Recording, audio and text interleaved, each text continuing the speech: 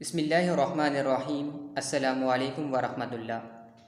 आज की इस वीडियो में हम क्लास 2 की सोलिस हिंदी में सबक 16 यानी 16वां सबक सिज यानी सूरज के बारे में पढ़ेंगे। तो शुरू करते हैं। सिज रोज़ानो सुबह जो उबरींदो आहे, सिज रोज़ानो सांझी जो लहंदो आहे, सिज मां असांखे रोशनी ऐं गर्मी मिलंदी आहे। सिज जी रोशनी ऐं गर्मी ते फसल पचंदा आहिनि। सिज जी गर्मी ते वणनि में मेवा थींदा आहिनि।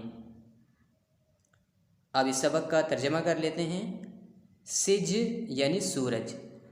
सिज रोज़ानो सुबह जो उभरींदो आहे, इसका मतलब हुआ सूरज रोज़ाना सुबह को निकलता है। सिज रोज़ानो सांझी जो लहंदो आहे, यानी सूरज रोज़ाना शाम को उतरता है।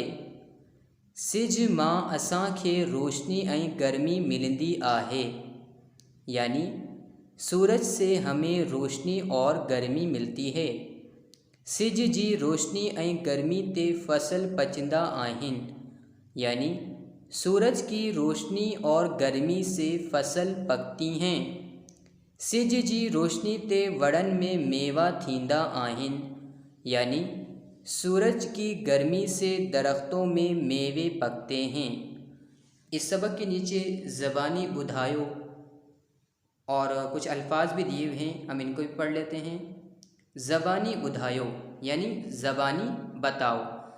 सिज कहिड़ी तरफ़ खां उभरींदो आहे, यानी सूरज कहाँ से निकलता है। तो इसका जवाब हम यूँ देंगे, सिज मशरिक़ खां उभरींदो आहे, यानी सूरज मशरिक़ से निकलता है। सवाल नंबर 2 है, सिज कहिड़ी तरफ़ लहंदो आहे, यानी सूरज किस तरफ उतरता है। तो हम इसका जवाब यूँ देंगे, सिज मग़रिब जी तरफ लहंदो आहे, यानी सूरज मग़रिब की तरफ उतरता है।